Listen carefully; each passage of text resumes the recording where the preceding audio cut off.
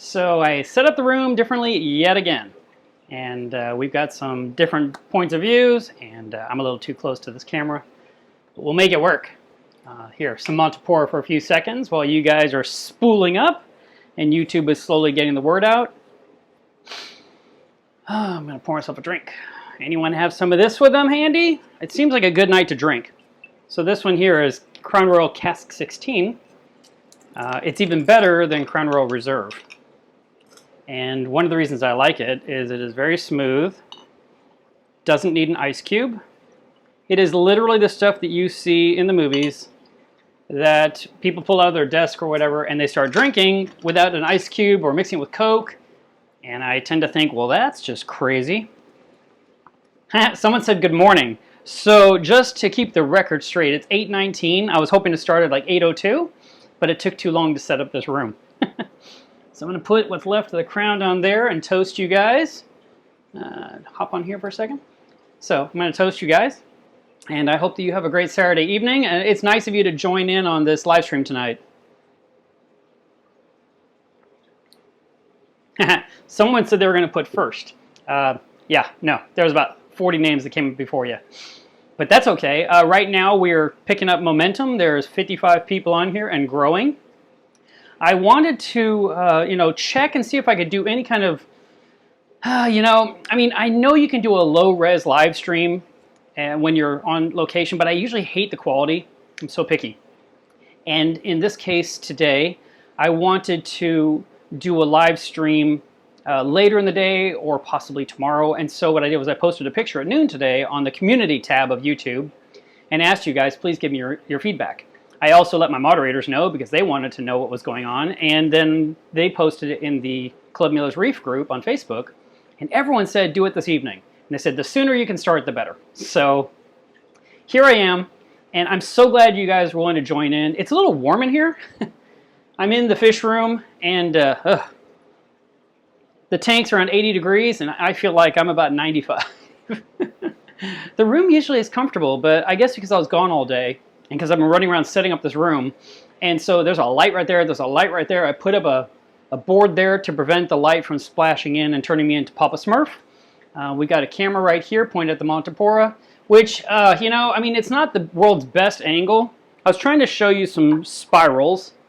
And I have a filter on the front here, otherwise it's just blue.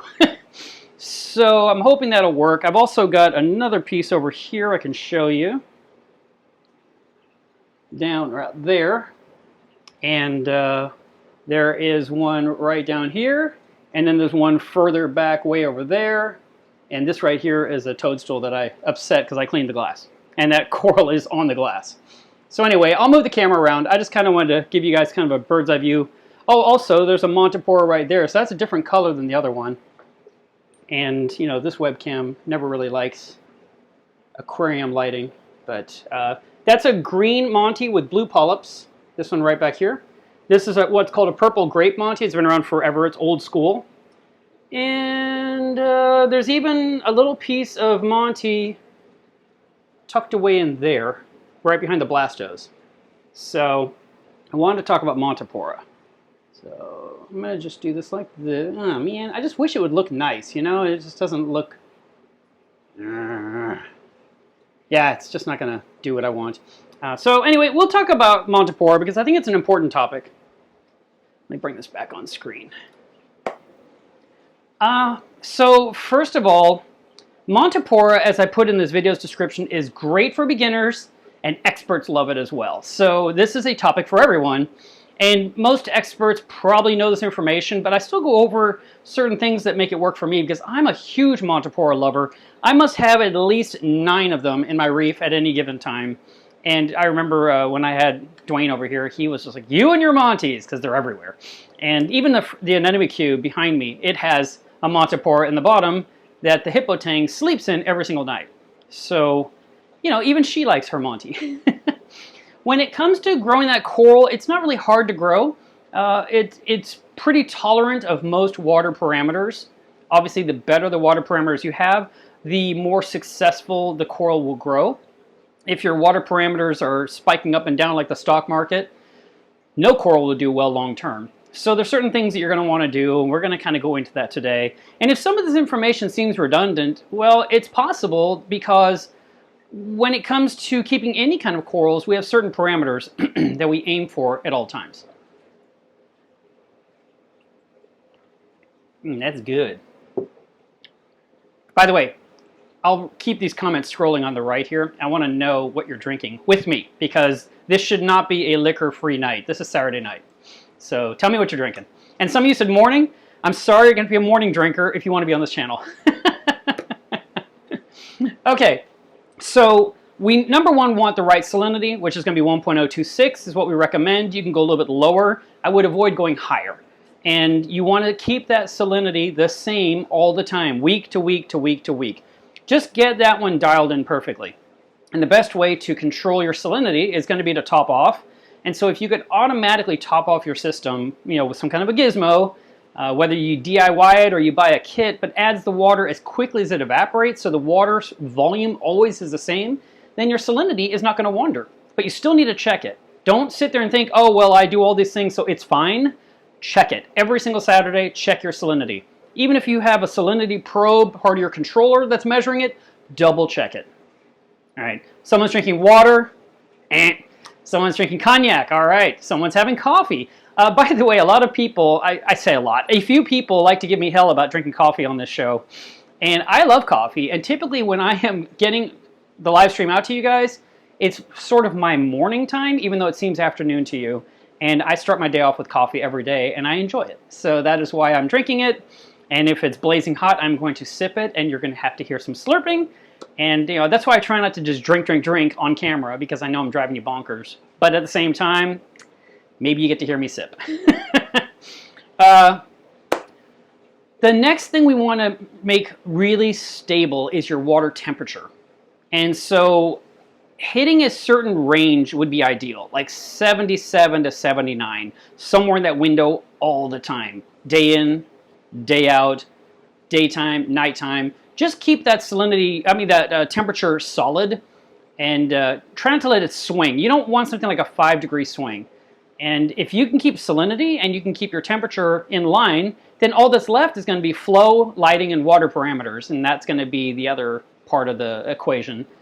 And Montipora are not light-demanding corals. They don't need a ton of light. I've got a Monty way down low down here, just outside this frame. Let me tilt this slightly for you. It's growing up the glass, and it's completely shaded by this one. And when I say completely, this coral is growing onto the glass. Right here is a puddle of tissue growing up the glass, and right here it's growing onto the glass. I'll switch angles real quick, and we'll get a little bit closer here. That's the one I'm talking about. Now, it's not in great shape, but it's alive. And it was brighter and greener before, but it has lost a lot of its color because it's being shaded by this one right here, so no light is getting to it. And this one right here may not look beautiful to you guys, but it's actually a vivid green. It's just there's a filter on this camera lens that you're looking through, because otherwise it would look like that. See? Can't see anything. So that's why I've got this filter on here. All right. But you see, this Monty, not only is it alive, but it's growing up the glass. So it's not very light demanding. It's not picky. And anywhere you put it, it should do quite well in your tank. There are different kinds of Monty. There are the encrusting kind, which would be like a sunset Montipora. I remember a long time ago at a frag swap, someone said, "Do you have the reverse sunset?" And I just listened to him and I thought, did he actually say that out loud? Because wouldn't the opposite of sunset be sunrise? And so I kind of laughed and asked him that, and he says, that makes a lot more sense. So the encrusting Montipora, like a sunset Montipora, which I have a big piece of it up here. So see right there, that looks orange on your camera, right? Okay, so I'm pointing totally different, but on the camera it looks like I'm pointing right at it. And I'll go ahead and switch this for you for a second. Okay, so we'll go up here, because I want to show you the differences. So this orange one right here, that's actually a big chunk. I mean, this is like 5-6 inches across. It's very misleading on camera. You can't really tell what I'm looking at necessarily. This thing is very loose. Let me see if I can tighten this up. All right, will that stay? Yes. Okay, so that's an encrusting Montipora. What that means by encrusting is it will just grow over the rock, and it will just keep growing anywhere it can find rock. It doesn't have any kind of desire to plate or spiral or scroll. It's just going to look for anything it can grab onto. And it'll start murdering its neighbors trying to get more territory because that's what that coral does. And in the case of mine, there's a chalice right here. There's an acro above it. There's another acro behind it. There is a porites in the back, way back here, this green one. And I've got this growing in the front of this Montipora right here. I've got it growing in the front of my tank and the back. I also believe, I'm not 100% certain, that this one right down here is a Montipora also. It kind of grows a little differently. It kind of reminds me of what we call Montipora confusa. The sunset is called Montipora danae, but confusa, I believe, I might be wrong in this one, I think that's the name it is because of the texture, the bumps that are on the surface. And then this one right here, that we're just looking at very simply, switch that one there. This one right here is just a Montipora capricornis, and it's called a capricornis because it's a cap. It makes scrolling spirals, and it's full of little polyps. And then this green one back here is also a cap. And then this one way over here is also a cap. And that one's actually doing a beautiful job of scrolling. Now, a few weeks ago, I had a really pretty piece right here scrolling away, creating a giant shadow through this whole area, and you couldn't see anything underneath it. I mean, you could, but the corals underneath were dying. So I broke the entire thing off and removed it and said, that's it, I give it up. Because I had others in the tank, and so I felt like I could sacrifice it. And what we ended up doing was this one right down here is actually what used to be, a piece of this used to be up here where we planted some new acros. And then behind it, that is not a Monty. That right there is a scrolling coral, a yellow scroll, and it's impossible to see with the webcam, but I'm just showing it to you. I'll point up a little bit, and maybe we can point down. Yeah, it's hard to make out. I mean, this is webcams, what do you expect? That's why I do a lot of videos that are filmed. All right. So, so I'm recapping as we go, because I want to remind you. Stable temperature. 77 to 79, 78 to 80, somewhere in there. 76 to 78 if you'd like to go a little bit lower. But just lock that in. No more than 2 degrees swing if at all possible, all week long. And that includes weekends, especially for those of you that have a tank at your office and they turn off the AC in the building. Keep that in mind. We want to have stable salinity, like 1.026. And we want some light. It doesn't have to be perfect light. It doesn't have to be fantastic light. It can grow under very weak conditions. The PAR down on my sand bed is maybe 200, and the Montipora grow. Okay, so we got that, and then we're going to talk about alkalinity, calcium, magnesium, the normal ones, which alkalinity is somewhere between 8 and 11. Pick a number and stay there. If you like 8, be 8. If you like 9, be 9. If you like 8.5, be 8.5, but just stay there. Don't be 8.5, 6, 9, 14, 11, 6. Don't do that. Pick a number and stay somewhere between 8 and 11. And then you want your calcium to be around 400, and your magnesium. Magnesium is an important one, so I don't want to or understate that one. Montipora loves magnesium, and I know a lot of you are going to start with like a new frag. You're going to get some little frags, and you think, oh, I need to dose magnesium. Not yet. You don't need to dose it yet. You want to measure it. You want to see how your tank is doing, and if it lacks some, then bring it up. But little tiny frags are not going to soak it up. Big colonies like this, drink up the magnesium. And so I shoot personally for 1400 ppm, which is kind of high. The ocean is a average of 1280. Most salt brands like to be around 1300. And in my case, I have to dose magnesium. And I pretty much dose about a gallon to this system every single month. So try to keep it up. And if you don't, you'll know that your Montipora is not doing well because it'll look really pale. The magnesium makes it more colorful. So please do not misinterpret that statement into thinking, oh, more colorful. Well, I want it even more colorful. I'll go up. You cannot go up to 1500, 1600, 1700 magnesium because what will happen is you start killing your snails because their feet will freeze in place and they will starve to death because of atrophy because they're stuck. So 1400 is your number. If you like that number, go for it. If you want 1350, that's fine too. But you need to measure it. So measure all these parameters every single week and make adjustments as necessary. Okay. The next thing about Montipora is going to be flow. We need the flow to blow across the colony so detritus doesn't sit on it and fill it up with crap. If you see something fall into it like a snail, you probably should rescue it. If you leave it in there, you'll end up with a shell and no more snail, because they don't always crawl across living tissue. And odds are they fell off the glass or something bumped them, or I don't know, something happened. But take it out. If you see detritus getting on your coral, of any coral, you want to blow it off, whether you use a turkey baster or you wave back and forth with your hand carefully, or you could use did I say turkey baster? My brain is thinking ahead of what I'm going to say. A power head is another method of doing it. Those are pretty much the methods that we use, either by hand, turkey baster, or power head, just to clean it off. And if you don't, if you let the detritus just sit there in the coral, then when you finally do remove it, you'll have a dead spot right where that detritus was sitting. It's just like sand sitting on top of something, and everything underneath is dying under the layer of sand. Because it can't breathe, the polyps starve to death, or they get smothered. So make sure that your corals are clear of any garbage. And now I want to talk about the look of the Montipora itself, and then finally we're going to talk about placement. The look of Montipora is kind of interesting. If you look straight down from above, it's perfect.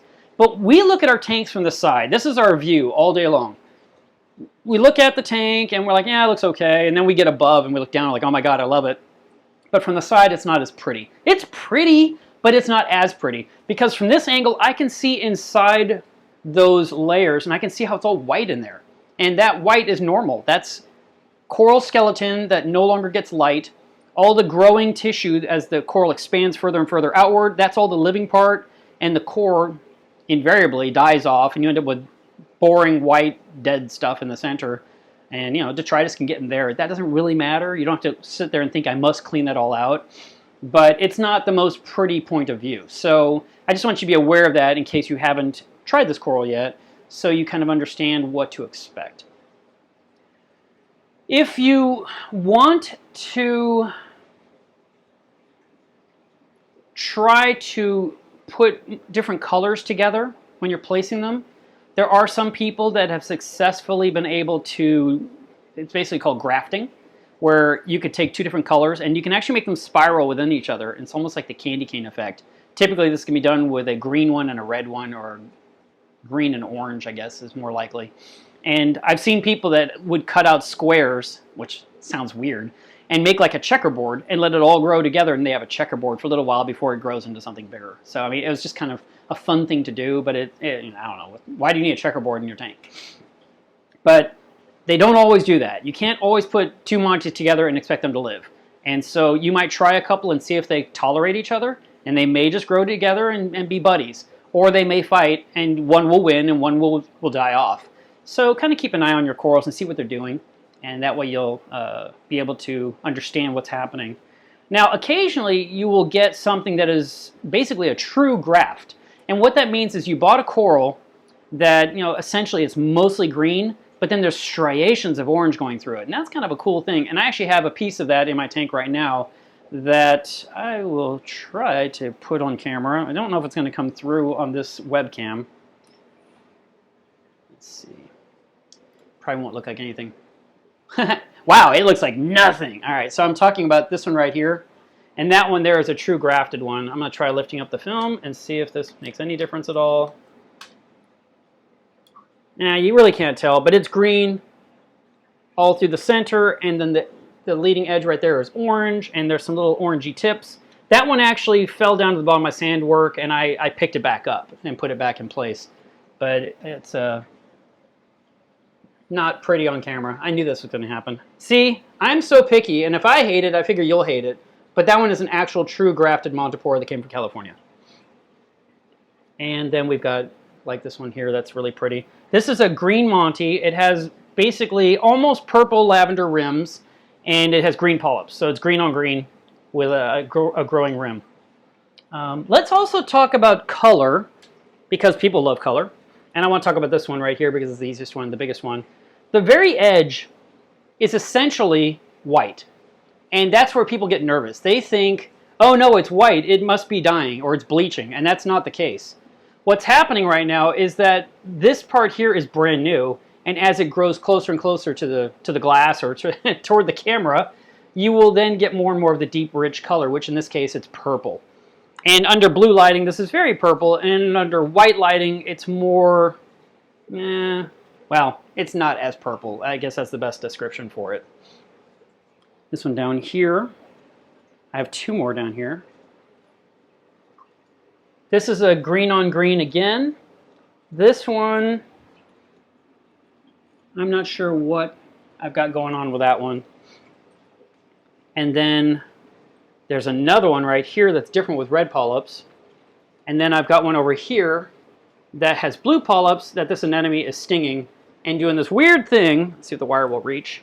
To where it looks, well, I don't know if you can make it out, but kind of the edges there are kind of whitish in there, like significant, like an inch deep, right through here all the way across. And that's because it's getting cooked by tentacles. It's just getting ruined. Just like these poor hammers right here are all getting stung and murdered because this anemone moved back here. And even this Aquapora right here is white from this point all the way down because the anemone stung it and murdered it.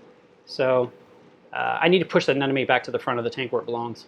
It's causing chaos again. So, all right, now, the last thing I want to talk about when it comes to placement. Well, yeah, let's stay on placement for a second, and then we'll talk about flow. Okay.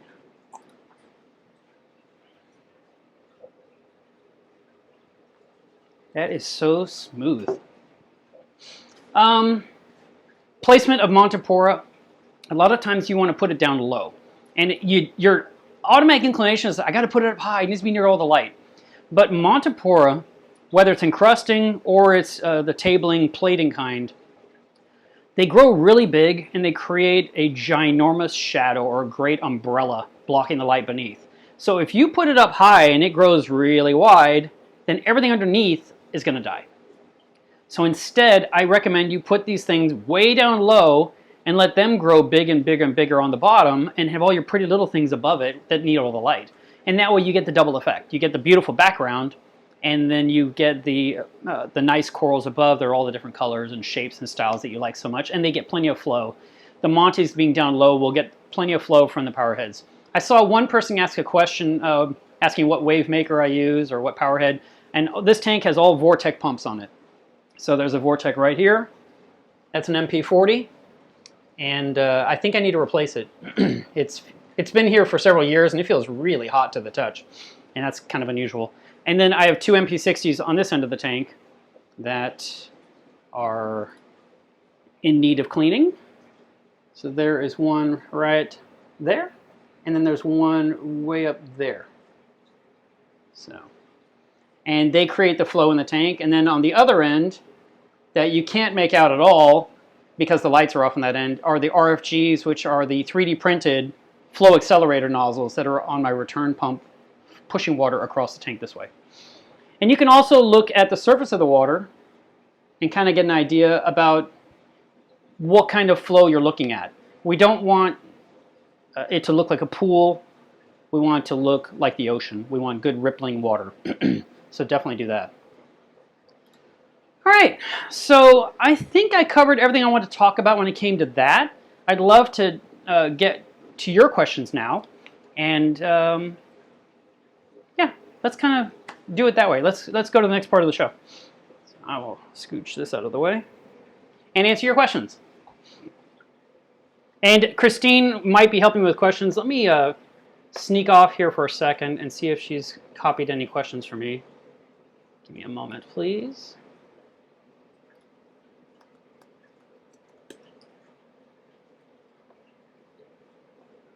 Someone is called Whiskey Clown, and I'm over here asking people what they're drinking. All right, I've opened it. So Christine, if you're doing any kind of questions for me, let me know. I'll just, otherwise I might have some ancient information here. I'm not positive. And in the meantime, Chris mentioned he likes a sticker on the barrel. These stickers right here were printed for our club, dfwmass.org. And then this is supposed to be basically the humorous idea of, the people that do marathons. And so we designed it with 1.026 because it makes sense. And then We added a blue line, which is even better, and it reminds me what this should be at all times.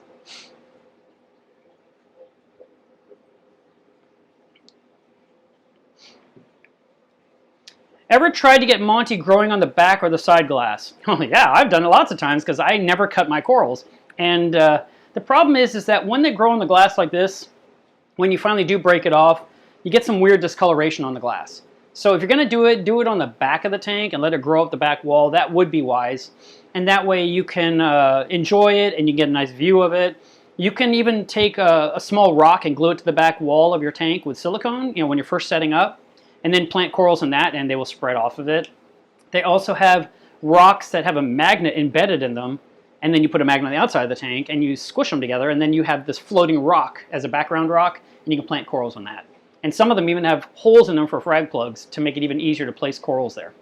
So that would be nice. Yes, Montiporas would be great for beginners. And then there's a third type of Montipora that I didn't mention, and I'm glad you asked that. And I was trying to see if I have any in my tank, because I like to think I do. But I think Dwayne ripped it all out, and I think I murdered most of it in my frag tank.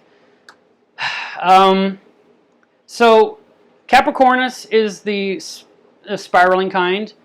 Encrusting would be the kind that cover the rock and just grow across the surface and down the knuckles and underneath, and they go nowhere. And then there's digitata.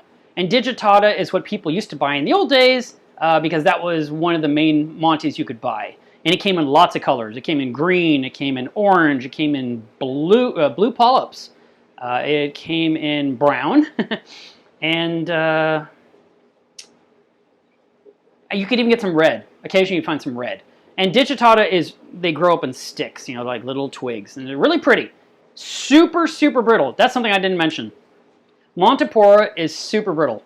And even when I take my cleaning magnet and go under here to clean the glass, I see the piece shaking up and down. I mean, literally it goes da-da-da-da-da-da-da. And I'm just like, I know at some point it's got to be snapped off anyway. It's very thin. It's not as thin as chalice, but it's very thin, and it's very hard to break off a piece exactly the shape you want. Typically it crumbles in your hand, you get a chunk. So it's brittle, and the digitata even more so. And you might plant digitata in the perfect place and never ever bump it with any kind of cleaning tools or your arm, and then a fish breaks it for you. So keep that in mind. But yeah, digitata is a very nice beginner Monty. The Capricornus is a great beginner. The encrusting there's actually not very many Monties that I would say would be expert only. There's going to be some that may cost more because someone's put a nickname on them, but they pretty much all act the same.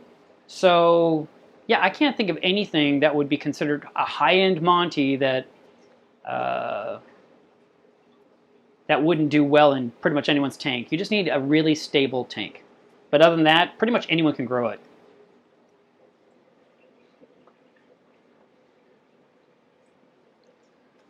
Am I going to adjust the Monty that's against the glass?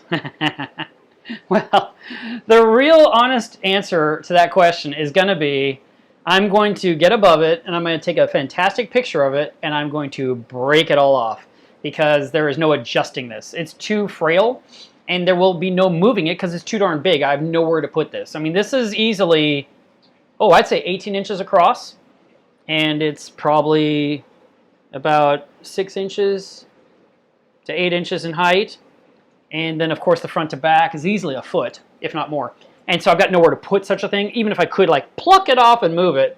So it's going to be more a matter of maybe breaking off the big stuff, tell people in the local area to come take frags, and start with a small piece again and make a really pretty starter, like I did a year and a half ago. Would I sell a big chunk?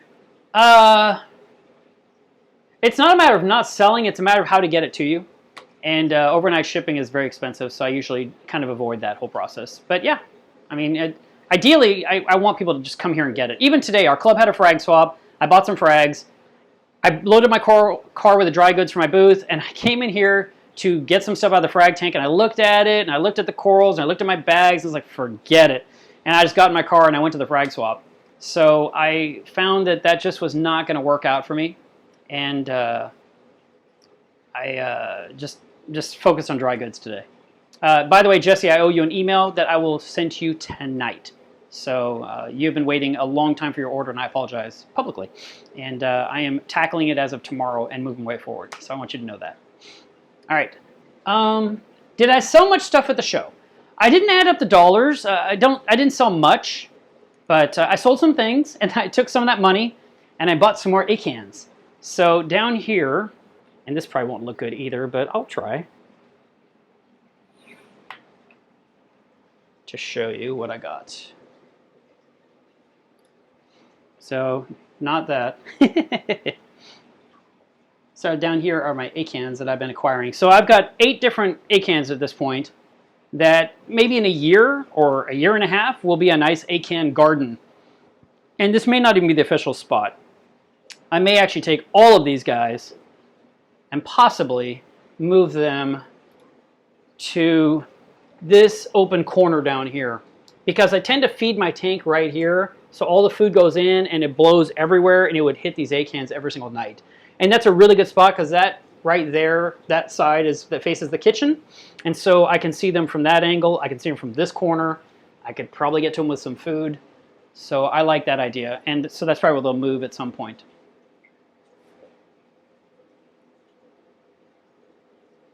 Kyle was saying, could you frag this with some scissors? It crumbles. There's no nice cutting. It's really more about just kind of going in there and just breaking pieces off. Where am I located? I'm in Fort Worth, Texas. So right in the middle of the U.S. St. Nova says, help! My orange Monty cap shifted to pink. Any way to get its color back to orange?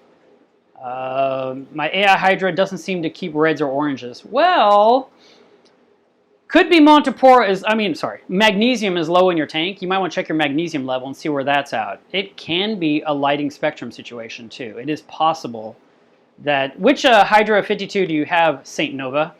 I said 52. You didn't say that. You just said Hydra HD. So is that the 26? Is it the 52? Is it 10 inches off the water? Is the coral down low? Is it up high? You know, kind of need that kind of information. And plus, is your tank getting too hot now that we're heading into warmer months? Thank you, Jesse, for the super chat.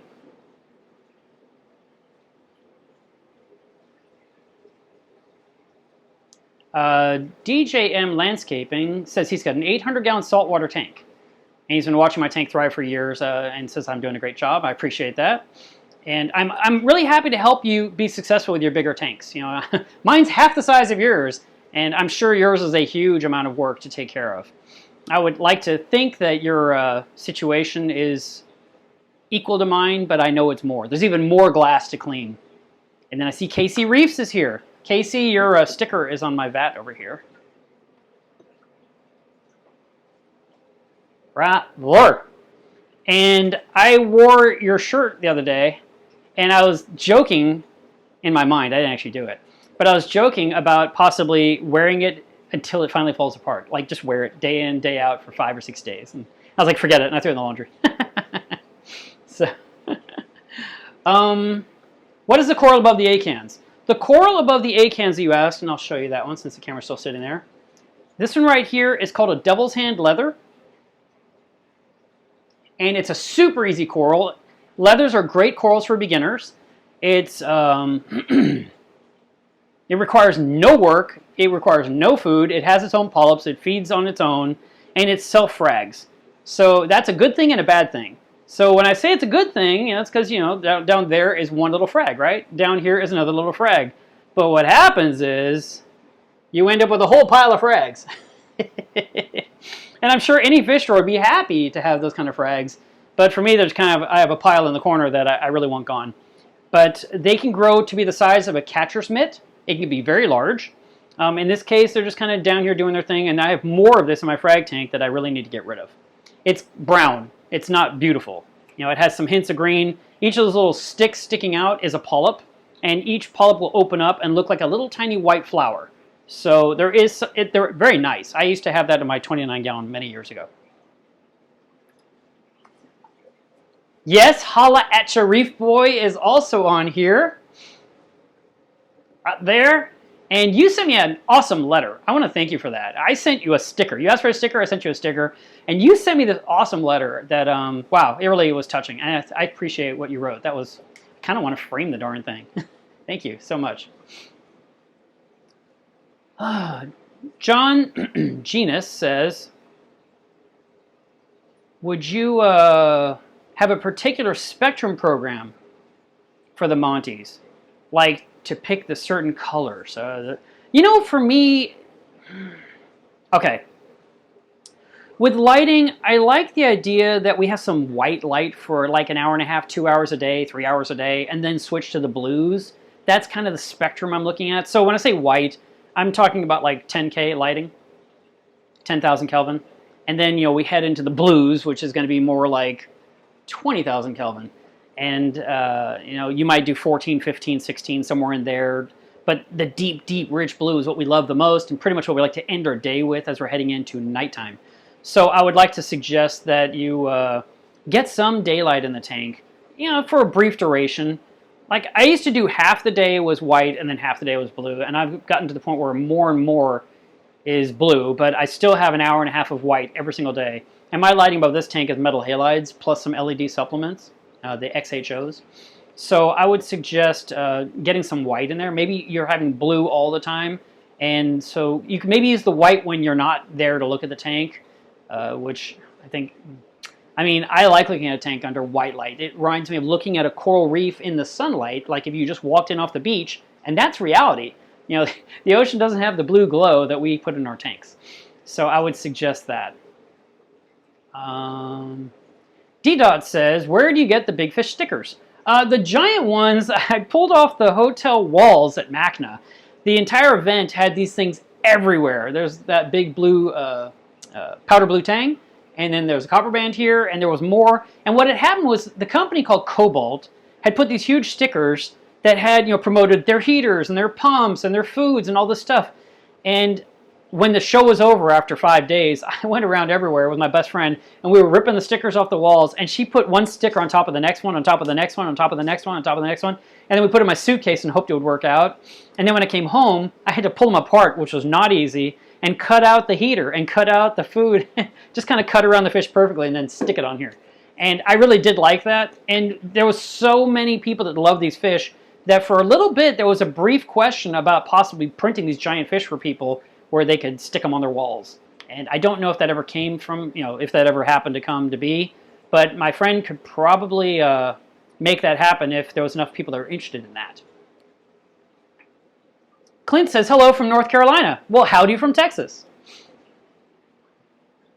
How is your phosphates doing? Still sticking with Phosphate RX. I bought a lanthanum product and it worked magic thanks to your video.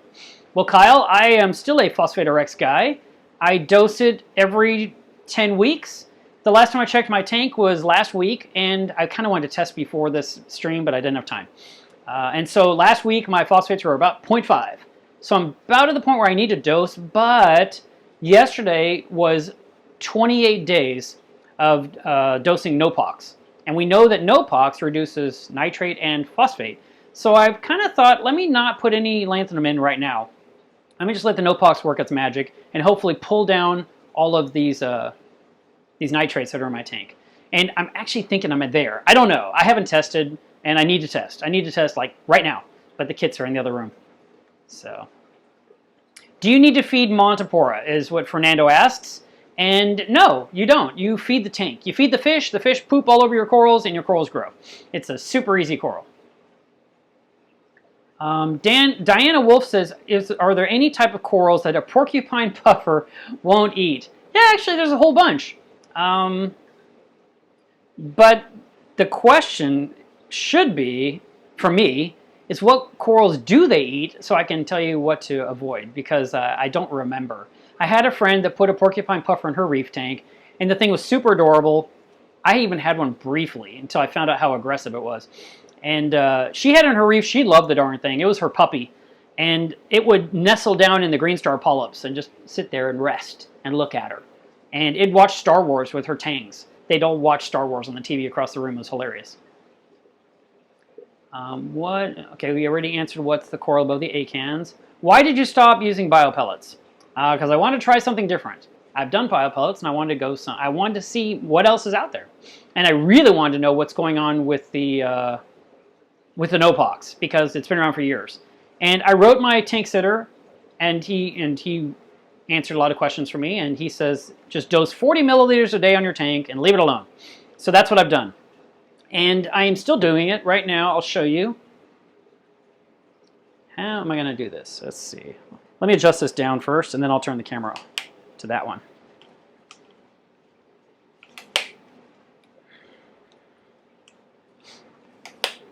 I really need like a second person that can just run around doing things for me. That would be awesome. This is still too high. Okay, let me adjust this one more down.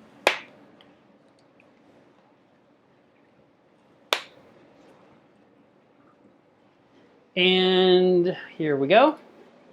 So down here, you can see my no-pox bottle, and it is dosing through a Camor pump, which is right here, right there. And it is dripping right,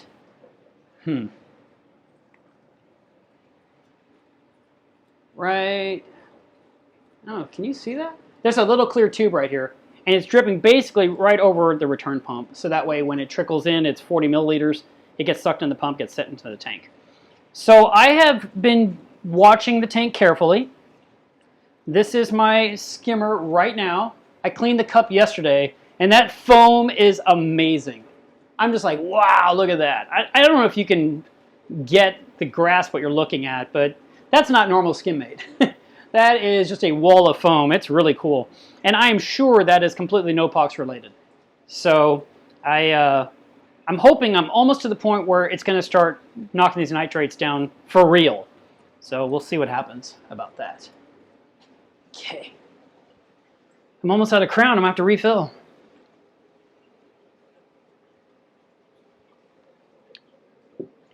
Let's see. Let's switch to the questions that Christina's given me here.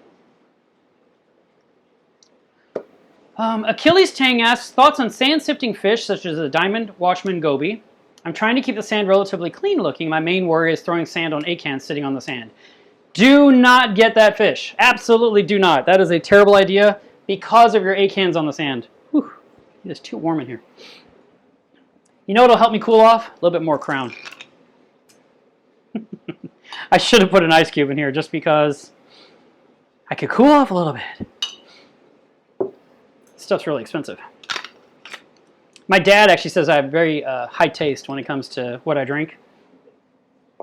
He's a Scotch man, and he will drink the 1 gallon jugs of Scotch, you know, that have the plastic handle. It's you know, and it costs him nothing. You know, what is it, like $18? And the smaller bottle of Crown Royal is $34. That one I'm drinking out of is like a $100 bottle. So, and I don't drink it very often, so it lasts me as long as possible.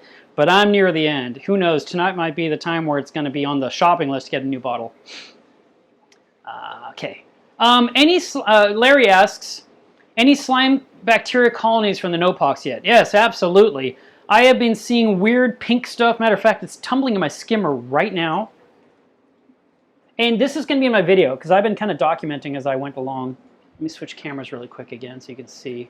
I want you to look right here. That is like slime, disgusting pink garbage goo bouncing around in my body, my skimmer. It's too heavy to go up the bubbles and get out. And there's really no easy way for me to scoop it out necessarily. So I'm just letting it tumble in the body of the skimmer because it's not in the rest of my reef. I have been getting some like slimy stuff down in here a little bit, blowing around like wispy strands. I scooped some out the other night, and I have been cleaning things and wiping things off to kind of dissipate the stuff that bugs me, trying to make sure everything's okay. Do you like the Camor pumps? I'm thinking about getting one once my corals take off. Graham, are you talking about the little one that I'm using for no-pox, or are you talking about the bigger one that I'm using for the calcium reactor? Because I have two different answers. AquaSea, ever coming back? Absolutely, yes, it is. I don't know when they're going to do it, but I know they acquired the rights to it, and they said they're totally doing it.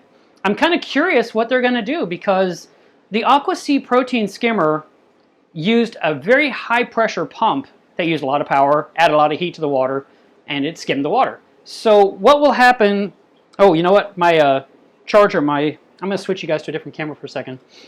My microphone is going to go out pretty quick. I see it blinking red.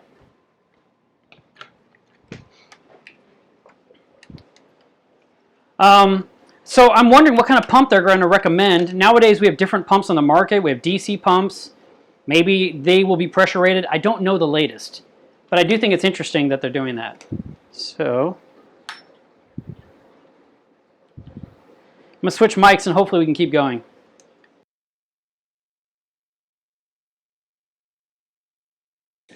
Okay.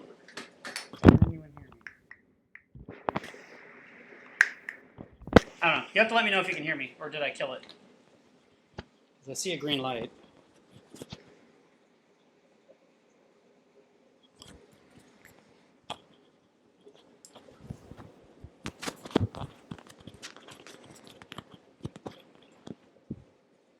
All right.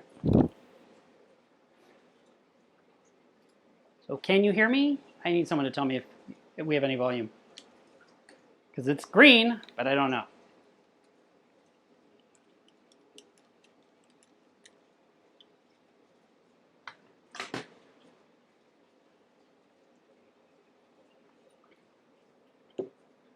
How do I check my microphone?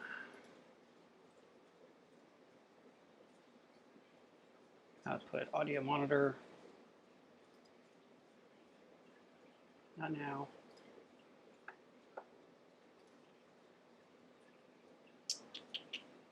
Can I do this? Oh, yeah? Thanks, guys. I'm like over here, like freaking, I killed it. I killed it. Okay, good. Thank you very much. Appreciate that. Got me nervous there for a second. Yeah. Okay, that looks good. Not too loud. All right. Pop this up slightly. I do want to mention something that, and then I'm going to tackle the next question. I wanted to mention something that has happened that has changed my life. When Dwayne was here, he made my Reef tank drain more quietly. And what he did was he basically set it up with a Herbie drain system. I have been a hardcore, die-hard, will not change my mind Durso user forever, since 2002. And he says, Mark, I'm going to quiet down your tank. He says, I want you to order these 2 gate valves. So I ordered them, and when he showed up, in the first 2 hours he was here in my house, we changed my plumbing on my tank, and my tank is dead quiet. So the noise that you're hearing in the background from this audio, that if this mic is picking it up, is the frag tank behind you guys. And the sound of this one dosing pump that is driving me bonkers. I'm really upset with this pump, and I think part of it is because I made everything so quiet that now that thing is screaming loud at me, and it's bugging the heck out of me. So I don't know. I kind of want to like take it apart and figure out what's wrong with it and solve it. My other choice, because I sell things, is I have another one on the shelf that I was going to put in my shop. I might just install it and send this one in as a warranty thing, because that just cannot be a normal sound coming off that thing. All right, so yes, the more quiet you make stuff, the more you hear new things. And it's been, you know, one person asked here a few minutes ago, I saw it scroll by. I saw that, Andrea. Thank you very much. I love the Nios protein skimmer because it's dead silent. When we talked about the Aqua Sea skimmers in the past, they were good skimmers, but you heard them. You knew they were going on. Beckett skimmers, very loud, very effective. The Reef Octopus line of skimmers was pretty noisy in relation to quieter skimmers, but very effective and affordable. The Nios skimmer is amazingly quiet. It's where you can actually unplug it and then plug it back in front of someone and ask them, did you hear that? And they barely hear it. I mean, it's really good. So having quiet pumps, quiet skimmer, quiet everything, quiet drains, you'll hear things like your top off trickling water in, or your auto feeder dropping food in, or your testing machine, like the Alkatronic or the Trident or one of those kind of things. You'll hear them whirring and buzzing as they're testing your water for you. So it's funny, in the old days, we just knew noise was normal, and now as we become quieter and quieter, when we have a device that makes noise all by itself, it bugs you. So there you go. All right, ATF asks, any questions on a cover for Red Sea Max 250? Well, my first question is, why are you covering it? Everyone has been talking about covers lately, And I'm not really sure why, because everyone for a long time has had open aquariums where the hot, moist water can evaporate up and the cool air can come in. Oxygen exchange can happen. You know, CO2 is being driven off and oxygen is coming in. We like open tops, but we don't like fish to jump out. So are you trying to get a cover to keep the fish in? Are you trying to keep a cover to reduce evaporation, which, by the way, evaporation is not evil. It's a great thing. Should never hate that. Or is there some other reason, like you're trying to keep things from being dropped in the tank by a child? Because what a lot of people like to do instead of a cover is a screen. And there are a couple different screens in the market, and I just read about one recently. I can't remember who made it, but it was a really nice kit. So maybe BRS did a review about one, and they compared it to their kit, and they did like a back and forth review. So that might be the one.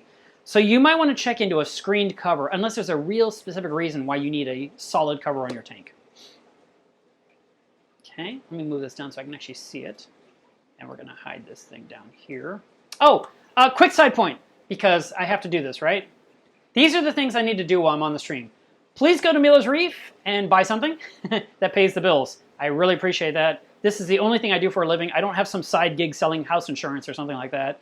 I literally live and breathe aquariums all day long, and I answer questions, and I'm on social media answering questions, and I'm running a group, and I do the YouTube videos, and I build things out of acrylic, and I put things in boxes that other companies let me sell, and it's all on my website. And so I appreciate any kind of business I get from you guys. And it's funny, last weekend I said, can you guys please buy things from my website? I appreciate it. And then 20 of you actually did it. And I was like, wow, I should say that every weekend. So I'm saying it right now. The second thing I want to say is that I want you guys to be part of my group on Facebook, Club Miller's Reef. And if you haven't joined yet, there's about 4,400 people on there right now. We have one rule, and that's to be nice. And as long as you're nice, you get to stay. And the minute you're not nice, you're gone forever. There's no do-overs, one shot. So always be nice in my group. If you want to be mean, go to some other group and be mean there, because they don't care. I care. The group is there to help you and answer questions around the clock. We don't judge. We don't put you down. We don't attack you.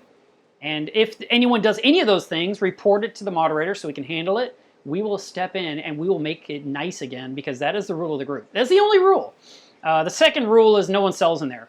But now that Facebook has changed their rules about selling live things, a lot of groups are being shut down. A lot of people are freaking out. And I bet what's going to happen is a lot of businesses are going to go back to the days of the forums and get off of Facebook, or they're going to try to find some workaround to get away with it. But bottom line is, I've always felt education is more important. That's why you don't hear me talking on my channel about buying things all the time for my website. I tend to do it as a side comment, even though it is my only source of income. But even in my own group, I don't do a lot of selling in there. I get to, because it's my group. I mean, that's the whole point. You are my audience. But I don't. If you look at the post, you'll hardly see anything from me talking about things you can buy. It might be a link to something answering a question you asked, but I don't just like outright say, buy, buy, buy. I don't do that. So I wanted to invite you guys to that group. I have to approve a bunch of people. Right now, there's like 86 people waiting, and I will get those done this weekend. It's been a busy week. Best way to catch a pistol shrimp without pulling out the rock. Well, Clint, maybe you'll get lucky and you'll see it, and you can scoop it out with a net. I mean, how did the fish store catch the pistol shrimp to give it to you in the first place? But yeah, and a lot of times they aren't even in the rock, they're under the rock, like in the sand, because they like to burrow. So you may have some trouble catching that one. And if it's just a wild one that snuck in, it's not the end of the world other than you hear the occasional clicking, and you're wondering, what's that sound? And eventually, you'll just stop hearing clicking, and you'll know it took care of itself. I know that seems a little dark, but it's not meant that way. Fexi asked the question, do you have any torch? No, I had one torch briefly, somewhere here on the back of the tank, and I think just me not target feeding it anything, it just withered away, or maybe it fell behind something and I just forgot about it. One day I just didn't find it.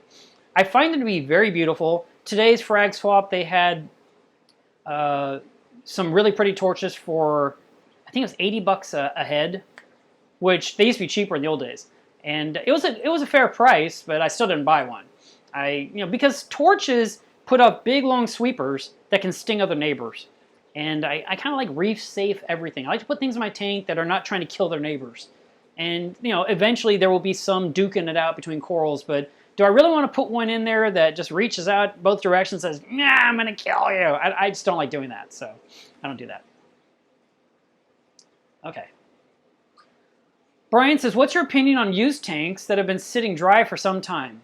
What would be the maximum amount of time that a tank was dry that you would still feel safe using it? That's a really good question. And I would basically think the less long, the better.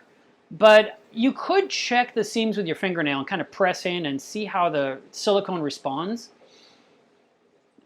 If the aquarium was in a house, it's probably more safer to use versus one that's sat in a garage that has been baking and then freezing and then baking, that kind of a situation because of the weather changes.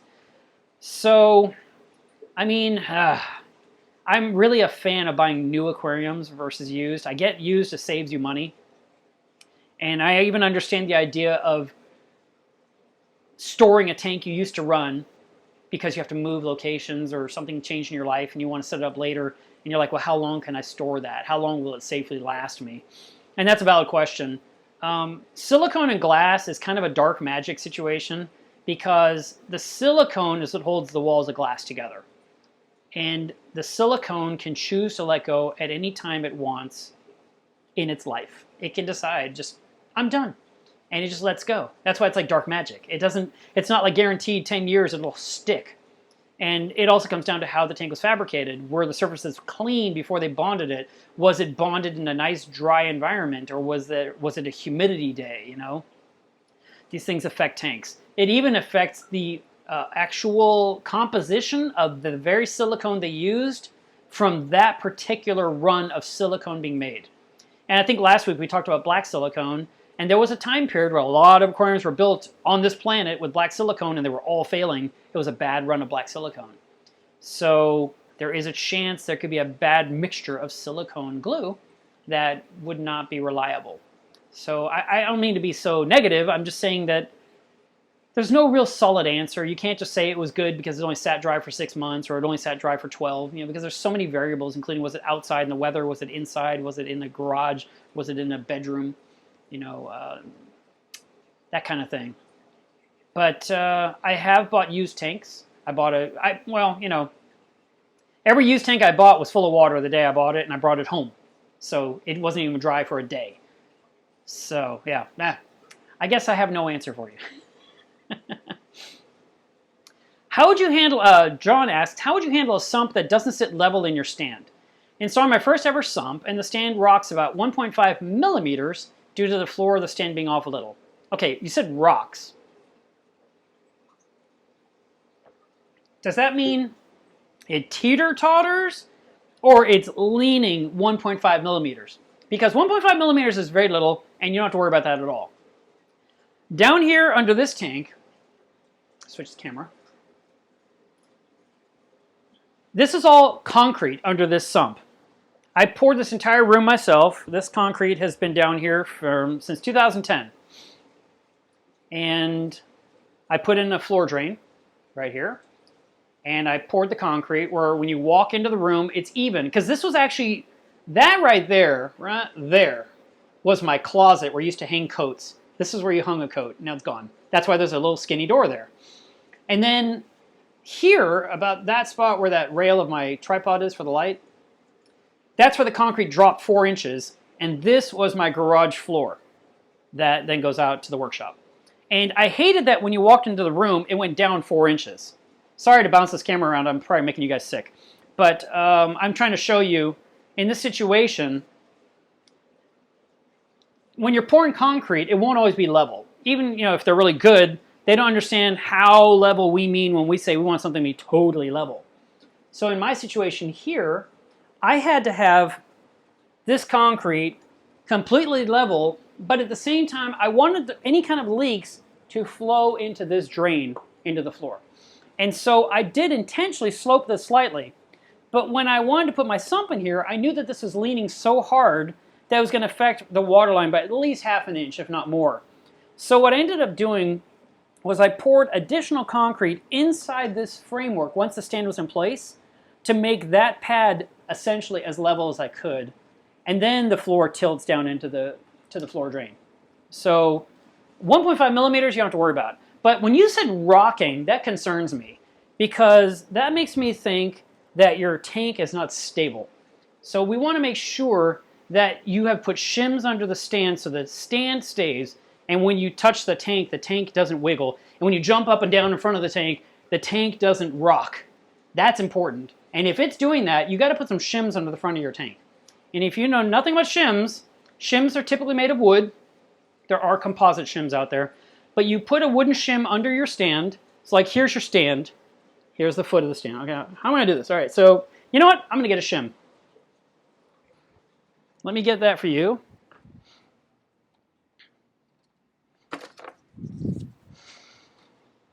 All right. And let's take this box and pretend this is an aquarium stand, and here is our aquarium on top. And this is the end view you're looking at. So here's the aquarium sitting on top. We need an aquarium.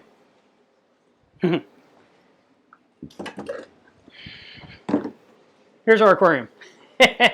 Now, when you're standing in front of your tank, and you're reaching in, you do not want, I'm trying to get this angle just right. Okay, so when you're standing in front of the tank right here, you do not want the tank doing this. You don't want it leaning towards you. So we want to shim the front edges of the stand to lean it back a hair, just a little bit. So I'm going to take this off just because I'm going to drop it. That's my magnesium jug. You take your shim and you put it under the front of your stand in the front corner, and you do it on the other corner. Corners are important. And you tap it in, tap, tap, tap, and then you see if the tank is stable. If it's stable, you're good.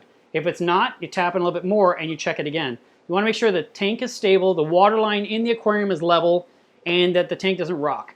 And then once you've got this exactly right, you're going to take a chisel and you're going to put it right here on this edge, and you take a hammer and hit the top of the chisel to snap off this piece of acrylic.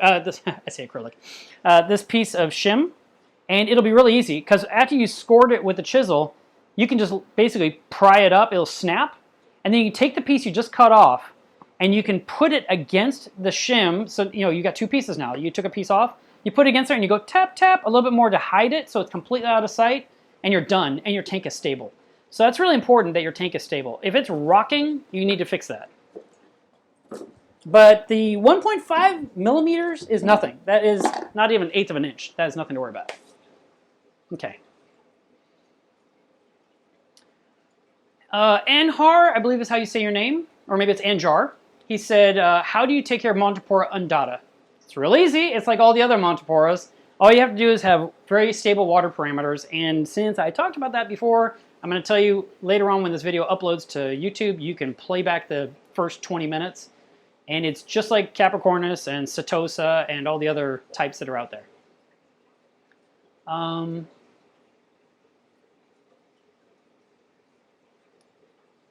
I think Kyle's talking to someone else because I don't understand that question. Yeah, I don't understand that question at all. Sorry, Kyle. I think you're talking to someone else. How big is this water storage container behind me? It is a 265-gallon container. It goes all the way up to the ceiling. And you can see I have very little space up there to put salt in. It's a real pain in the butt. And I've had this since 2010. I picked it up at a place where they distilled vodka. And he had a bunch of these for sale on Craigslist, and I drove there to pick this up. And the reason I bought this from the guy on Craigslist is because I could not stand what it cost to buy one of these things new. A new one is usually around 200 bucks. Okay, fair enough, 200 bucks. What I hated was that shipping is 200. That makes this thing $400. I'm like, that is insane. I just need a vessel to hold water. And one of the club members told me, have you tried Craigslist? I was like, no, it never even occurred to me. And so I checked, and this was $125. So I went to this guy's place over in Richardson, Texas, brought my trailer, and he says, how many do you want? I was like, how many? Look at the size of this thing. I just need one. And he says, well, you're doing a reef tank. And that's when I learned he's a reef keeper, or he used to be one. And he said, you need one for freshwater, you need one for salt. And I was like, no, I need one for saltwater. Because if you have one for freshwater, What are you going to do with it? What am I going to do with 250 gallons of fresh water? Nothing. It's not going to help me at all. But when you have a problem with your tank, you need a lot of salt water. And this holds 250 to the top. Right now, I'm at 120 gallons in here, I think. That sounds wrong. I think it's more. 100, 200, 10. There's actually Braille dots on the end. That's how I know. This is 220 in here right now. So I've got to use that water up. And unfortunately, we had a big electrical surge that happened just over a week ago. And it knocked out the power to the entire neighborhood. I mean, to everywhere. And I ended up having to, that pump died. I got to replace the pump. The problem is I need this water out of this container and I can't pump it out because the pump is dead. So I've got to do some kind of workaround to get water out of there so I can replace the pump. And guess what I'm going to put on there for my circulation pump? I'm going to put an L1 Vectra on there because they're dead silent. And that will circulate my water quietly and allow me to not only pump water into this tank for water changes, but I will set it up with new plumbing to do water changes into the frag tank, because that poor little frag tank has not had a water change in forever because it's impossible for me to get water out of here and into there. So, Bruno asks, what is the best way to connect two aquariums to one sump? It's actually not complicated. They need to be near the sump, obviously, but you drain them both down in, and you pump them both back up, and they will keep draining down because each one has its own amount of water coming out of it. And you want them to basically, like for example, this sump down here under my tank, which I'll show you guys again. So this is half the sump. Let me show you the full sump. Here's the full picture. And so there's my full sump. And I'll kind of give you guys a tour. So this is a skimmer section. This is a waste collector. That's a protein skimmer. That's a reactor full of carbon. That's a calcium reactor. That's my return pump. And then way over here, I have another pump. That's the L1 that is being used for a manifold to feed water to the reactors and to feed water to the anemone cube that is over there. So that goes through there. So I actually have two tanks draining into this one sump. So what you can't see, because it's impossible to see because it's black on black, but there's a black pipe way, way, way back there. It's right here. And that pipe is the drain from the anemone cube. So it follows all the way across there, across the back behind the skimmer, and drains into this area of the skimmer section, as well as the tank itself drains into the skimmer section. So both tanks drain into this zone and then flow into the return zone. So that's how I do it. Hope that made sense.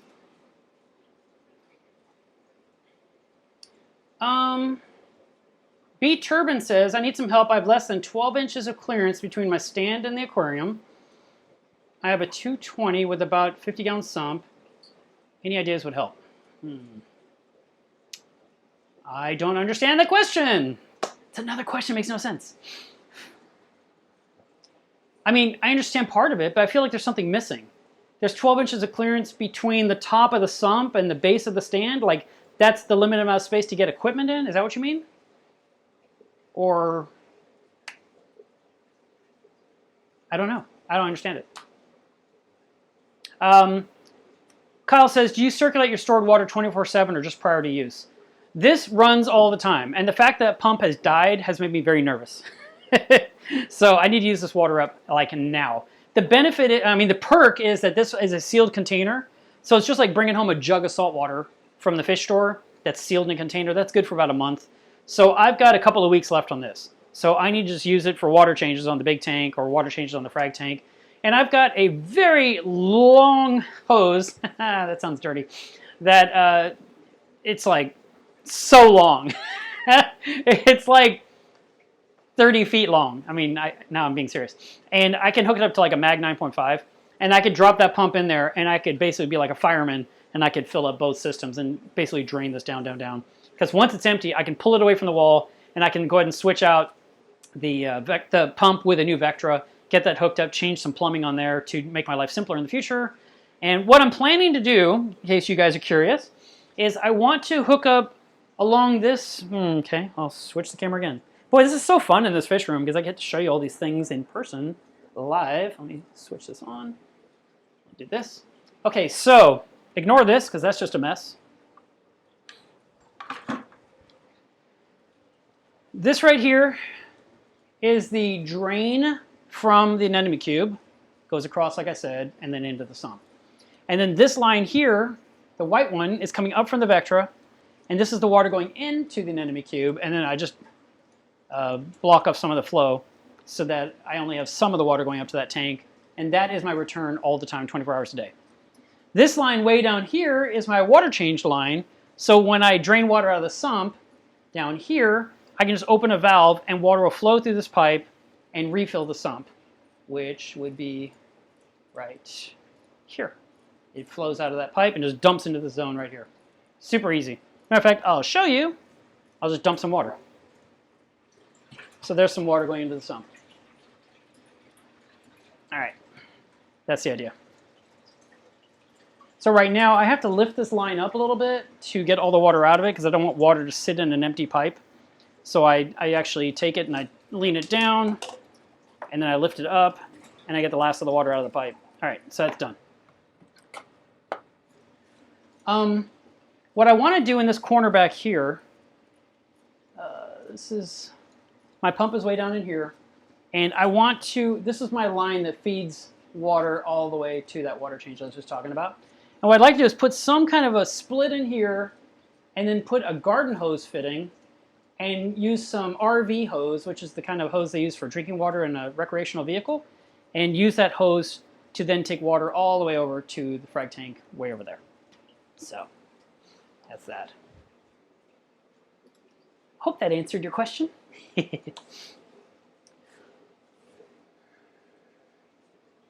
Fuzzy Wuzzy Wazza asked, how often do you clean your water storage tank? It must be hard work. It is. It sucks. I hate cleaning it. I do it about once a year, whether I like it or not. What happens is when this starts getting brown inside, I go ahead and of course it's all drained down. It's virtually empty. That's my time to clean it. I will pour a gallon of muriatic acid in here. And I have two ways of doing it. So when I had more room, it was easier for me to do this. I could go ahead and I could lean the entire vessel on its side and I could slosh the container.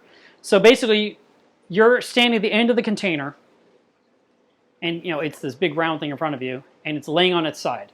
And you've got the acid lying in the bottom, obviously, because that's where the liquid is, right? And you got this big vessel coming up like this. And I would tilt it like this, and you could see the acid sloshing up the walls. And as soon as the acid went up and came down, all the crap came off the walls. And I would just turn the vessel and slosh it, and turn the vessel and slosh it, and turn until I got all the walls, all 360 degrees of this was completely cleaned. And then I could go ahead and I could stand it up again, take a garden hose, and run a ton of water in there, rinse the walls down, and flush out all the crap out of the bottom. And that's how I cleaned it. One other thing I did, I forgot to mention, while it was laying on its side, I could lift the bottom part upward to get to the top of this thing has a round lid. And so by it being on its side, I could lift the end up, and I could take a shot vac and suck out any of the detritus or the whatever crud is in these containers. There's always something at the bottom, and it would all come toward the this area here because it's on its side. I hope that makes sense. And I could shot vac that out.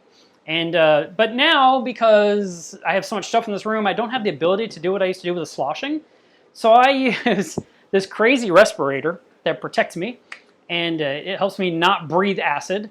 And I put the muriatic acid in one of those bottles that you pump up to like spray insecticide or to spray fertilizer. And I spray the walls down with acid from above. It's a real pain in the butt. It's even worse than you think. And I finally get all the walls washed down, and I flush it with a lot of water, and then I refill it. And it takes 2-3 days to fill this up with RODI water. It's very slow. Reef Marshall asks, what are your thoughts about using dry rock when starting a new tank as opposed to using live ocean rock? I've recently tried this method, and I'm finding the time for it to sustain coralline algae is quite long. You're absolutely right. It is a lot more work using dry rock, and I really recommend using live rock anytime you can. Even if you're buying live rock from people that got out of the hobby, you can clean their live rock in a barrel of salt water and have it basically cooking, which is terminology, just means to get it clean. And after months of that, you can then put that nice rejuvenated rock into your tank. Now, one of the products that I've been talking about for the last couple of months, and some people still don't know about it yet, it's called Live Rock Enhance. It is this stuff right here. And I have shipped out about 100 jars of this to some of you guys. Some of you. I don't think everyone that bought it was from YouTube. But I showed it on YouTube. And this one right here has, it cleaned my frag tank completely. All the rock looked way better. My coralline grew like crazy. It was amazing. And it says right on this jar that it can be used for curing live rock. So if you were buying used rock, I bet you could put this stuff in the barrel with the rock in darkness, maybe with a skimmer, and clean up the rock even faster than just having it sitting in circulation. But the Live Rock Enhance is pretty amazing stuff, and I think that maybe it would help in that regard. But yeah, starting a tank with dry rock and dry sand, it's very, very slow. So I would like to just give you the heads up that you're going to have to wait a while. A couple people gave me a couple super chats. Thank you very much. Mega Birdman and Alex Babnick. Thank you so much. That was nice of you.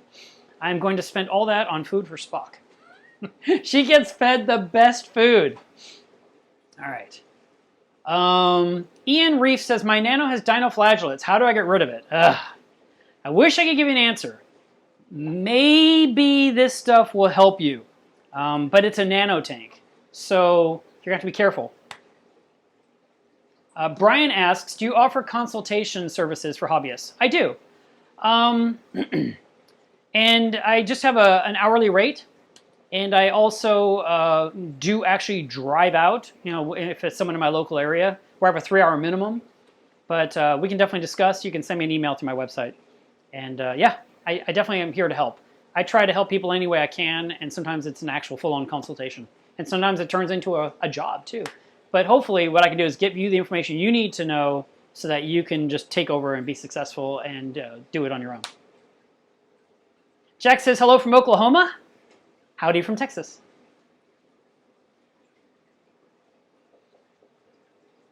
Let's see.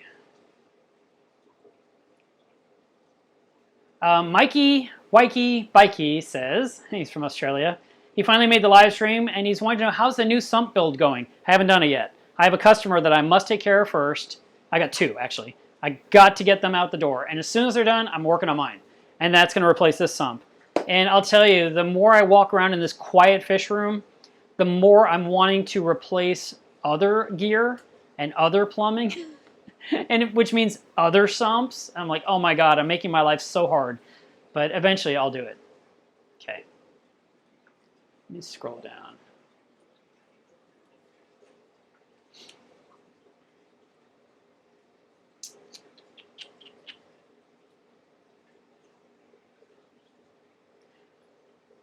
By the way, the Live Rock Enhance. So I used it basically 6 times before I talked about it on YouTube. And I'm very impressed with it. And so I've recommended it because I think people are going to really like it. And I sent it out to a handful of people initially, like, I don't know, 18 or 20 people, and said, try it out and tell me what you think. And several people were very happy with the results.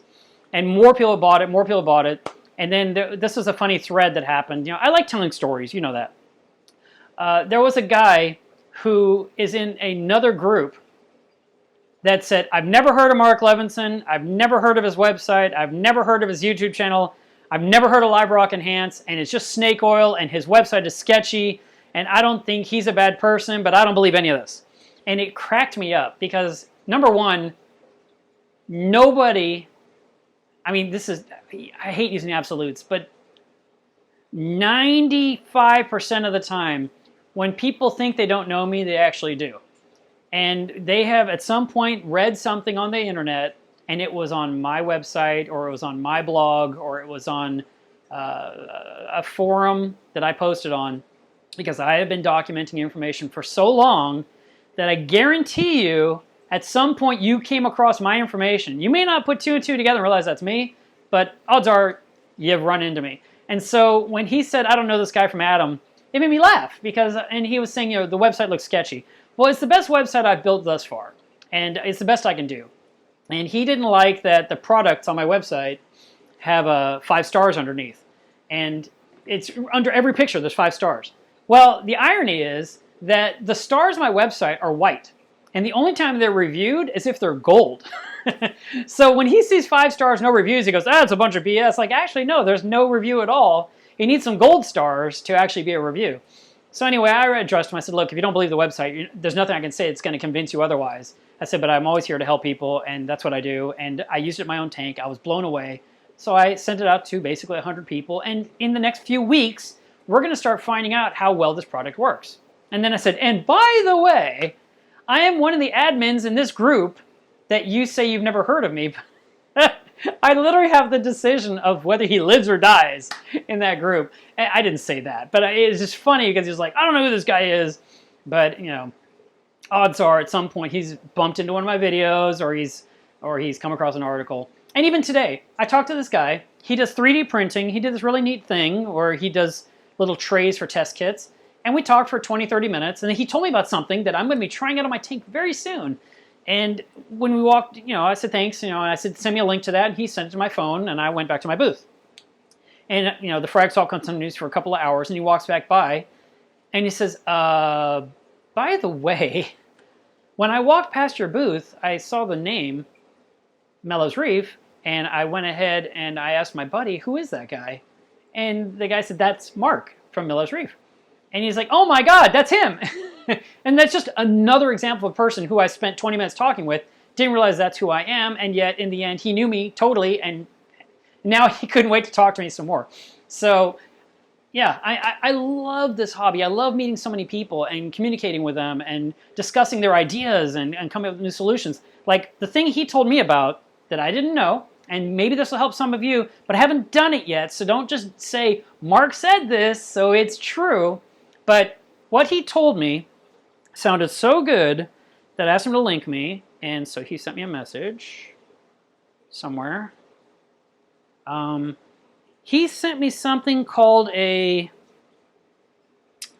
well, he didn't call it this, but it's a trickle battery charger. And as some of you know, I run all Vortec gear, and all Ecotech gear. So the Vector pumps, the Vortec pumps, they all are plugged into battery backups. And every couple of years, I have to replace a battery backup with a new battery. I have to go up to the battery place, take out the old battery, give it to them. It looks like a motorcycle battery. It's a deep cell battery, and swap it. And it cost me like $60 or something, and I'm good for another year or so. Well, according to him, he said that the regular plug that goes into that thing is on all the time. It's not trickle charging. It is like charging. He says that's why those batteries don't last. Now, that's what he said. I don't know if it's true or not. But he decided to buy a trickle charger, which I guess makes the battery let it wear down for a while, and then it builds it back up again, so that your battery lasts longer. And I was like, really? So I've got 4 of these batteries. I will buy 4 trickle chargers to quit buying batteries in a heartbeat. And I think the one he sent me was, how much was that thing? $17 for the charger, for the power supply. Looks like this. So I'm going to hook that thing up to mine because I have another one that needs a new battery. And I just have to rotate through these things and buy new batteries. But if I can use that thing and my batteries last for a few years instead of like a year, year and a half, that would make me really happy. And so that happened because I was in a conversation with someone at a trade show, you know, at a frag swap. And I really recommend that you guys always get out of your house. Go to those events. When someone in your area is doing something, go to it and talk to people and learn things because that's how we all succeed. Sherry asks, did you finish the setup with a giant skimmer from MRC? No, that is going to be a work in progress for months, but I will be rolling out a video about the aquarium that skimmer will be connected to later, very soon. And so, let's see. I've got to do the Tammy video. I've got to do the Live Rock Enhance video. I've been talking about the calcium reactor video forever. I got to do the aquarium video. And then you guys like updates with this tank as well.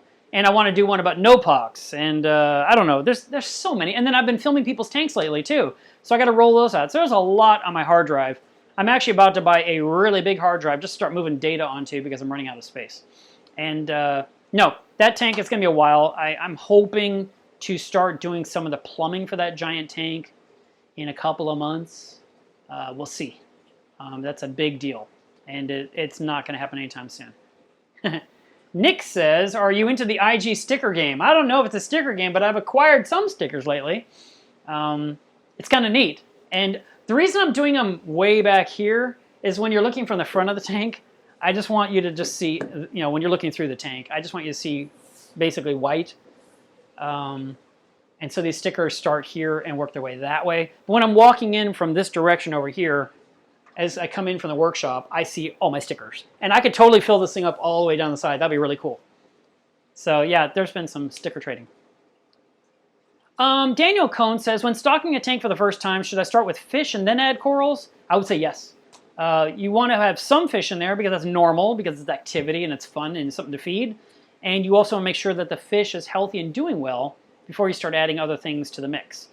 With any tank that we set up, we want to let it get established, go through the cycle, complete the cycle, make sure all the gear is operating correctly, and then we put in our first fish and make sure it's okay, and you know, we take care of it, and we love it, and we name it. And then we get another fish and maybe a coral, and we start adding livestock gradually. We don't add it all at once. So yeah, I would add a couple fish first, and then if you at some point say, okay, I'm ready to try a coral. This video is about Montipora. You might want some of that in your tank, or you might want something even easier, which would be leathers, zoanthids, gorgonians, star polyps, mushrooms. But all those things I just said, you'll never put in your main reef later on.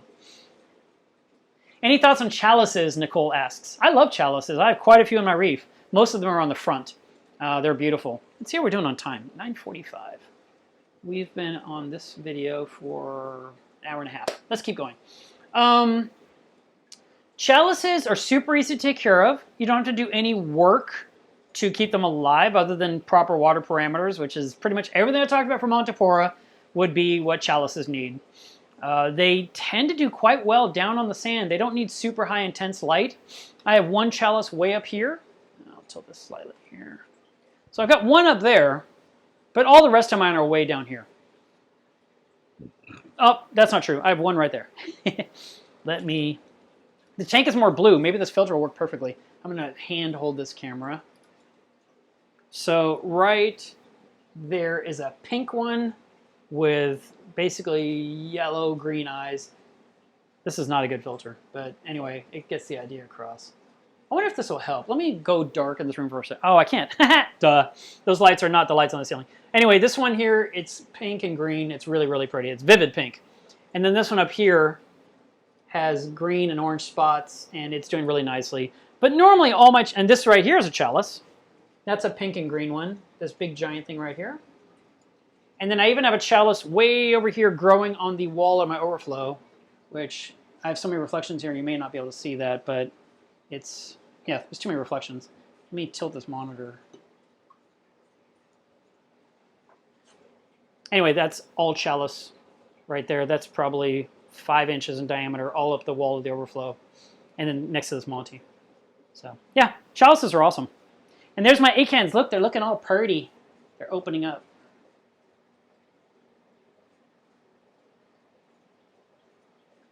Snail's in the way, it's blocking the view. Okay.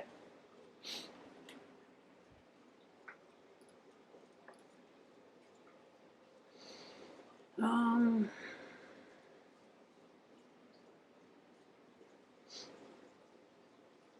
right, let's see. Is 3D printed plastic reef safe, or are there other reef safe options? There are certain plastics that work in water, and I am not a 3D printer, so I can't, this is messing up all my hair.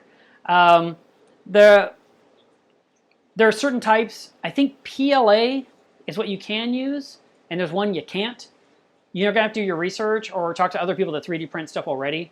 I talked to that one guy today I was talking with, and he was making his stuff, and he talked about how he made something to set the heaters on in his sump, and the plastic didn't work out. And he had to use a different type that was completely safe in the water and could handle some heat.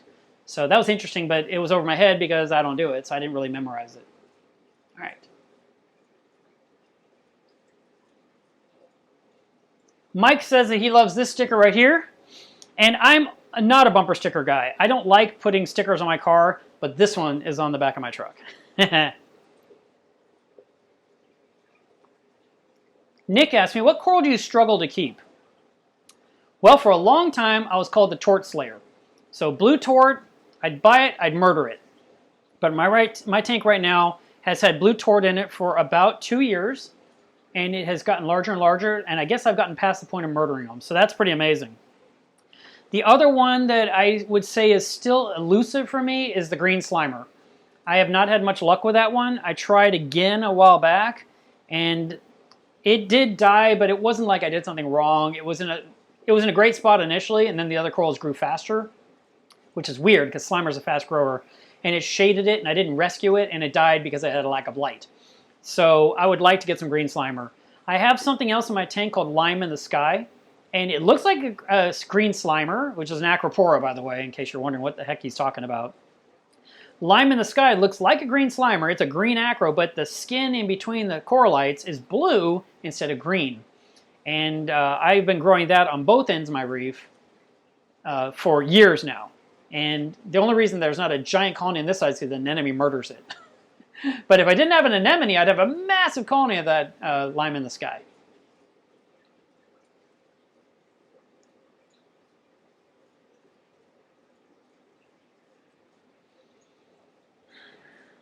B. Turpin asks, how do you feel about the dragon wrasses? I've never kept one, so I have no opinion, but I do love dragons.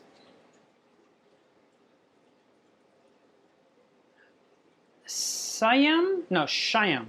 Shyam. Shyam. S-H-Y-A-M. Shyam says, any tips on how to find reliable hobbyists in your area? That's really hard. First, find hobbyists in your area before you even try for reliable. Once you find hobbyists, get some friendships going on. Get together once a month and chat. And then I would say look at their tanks closely. And based on how their tank is doing, should help you decide if you want to believe them or not on what they're advising. Because I kind of feel like your reef tank should be your calling card. And if you're doing a really terrible job with your tank, your advice may be questionable. It's possible to have bad luck and just things go to crap, and you're really good at something, but your tank's looking bad at the moment, but you can turn it around. But even that, you should be able to kind of pick up on that. You get that vibe from the person you're talking to. But I would say, yeah, first find people in your area, just people to talk with, and then you'll find the ones that are really good, and those are the ones you're going to want to turn to call for help, to ask advice, to get reliable answers.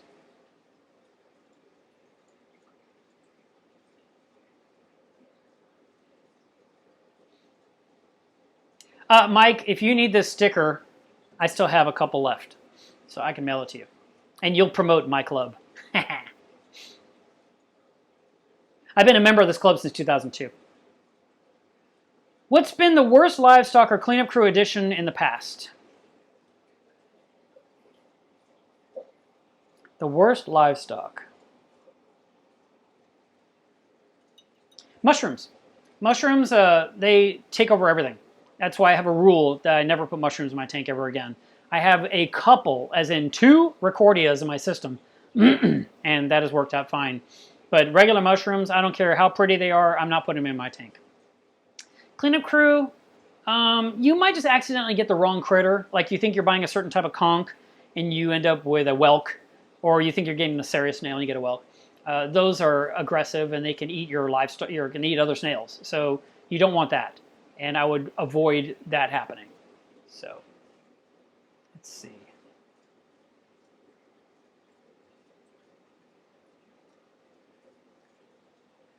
Jack threw a compliment my way. I appreciate that. He says he's just getting started in reefing and he's been watching a lot of videos. Thanks so much for all you do. I've learned a whole bunch. I hope to have a tank as nice as yours one day. You definitely can. That is not impossible. The things I'm doing it on a big scale. You can definitely do it on a small scale and have a equally beautiful reef. And there's a guy on Instagram I follow. I think his name is sodium chloride, like sodium_chloride. Most beautiful pictures. And I told him like 2 days ago on Instagram, I said, man, every picture you post is so pretty, it makes me hate my reef. And he said, your sump is prettier than my tank. And no, he's wrong. His tank is beautiful. And that guy is a major zoanthid nut. He has so many colorful zoanthids, and his tank is smaller, and it's just gorgeous. If you aren't following him on Instagram, you should find him, sodium chloride. I was asked, have you ever kept a magnificent anemone? The Magnifica? I tried one once, and no, I tried Ritteri. I don't think that's the same species.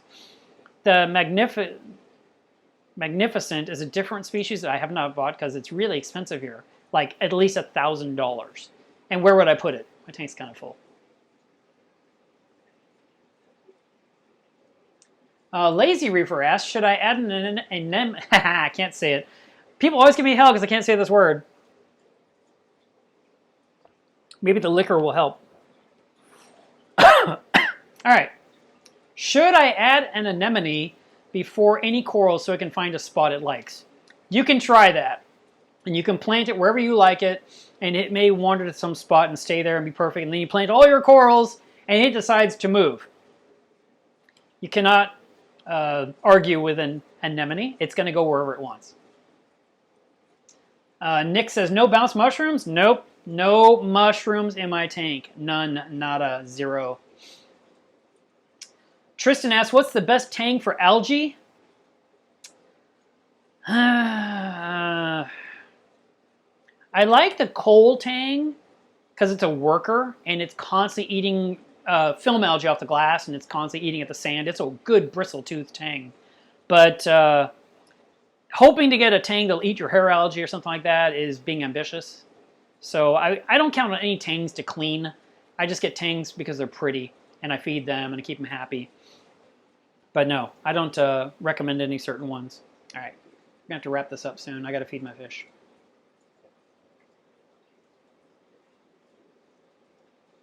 Nicole says, how to catch a fire clown. It's scared of the traps and too fast for a net, and mirrors don't work either. I smile because I'm trying to picture how a mirror is going to make it get out of the tank. But I digress.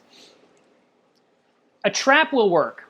And what you can do with any fish trap, if you're going to trap a fish, you put the trap in the aquarium first without the door and leave it there for about 3 days. And then on the 3rd day, the fish are kind of used to seeing this weird object in their tank, and you can put food in there, and then you put the door on the front of the trap, and you go way across the room with fishing line, so you're basically out of sight. You can even turn off the lights in the room so you're in darkness. And eventually, each fish will swim into that trap, more than likely. And in my experience in the past with catching fish, if you do what I said and you put the trap in the tank 3 days in advance, so it just becomes an obstacle that they're used to swimming around or in, then on the day you want to catch a fish, you'll catch it pretty quickly. And I mean within 15 minutes. It won't take crazy long. It might feel like a long time for 15 minutes, but eventually each fish will go in and out. There was a guy that had an angelfish that was destroying his acans and his chalices and all his high-end corals. And so he set up the fish trap in his tank, and he put the high-end chalices and the acans inside the trap. So it was full of $1,000 worth of coral, and that fish went right in and he closed the door. I was like, I would never have done that. But he was brilliant. It worked. He put the one thing that fish liked inside the trap, and it went in there. So maybe you could do something similar with yours. Yes, thank you, Nick. Sodium chloride. Appreciate that.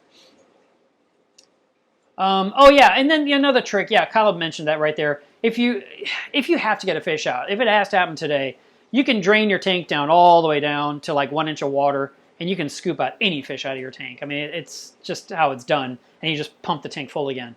And that could be a matter of like the tank was down for like 10, 15 minutes, and it's refilled again. So that's another method.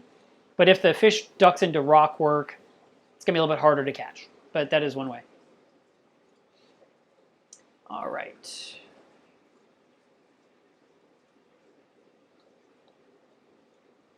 Would you ever start a new tank with tap water that's treated? My answer is no.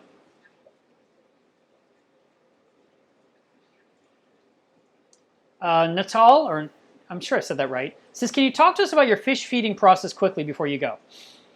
I have like 5 or 6 packages of fish food in my freezer at all times. And it's mostly Rod's food.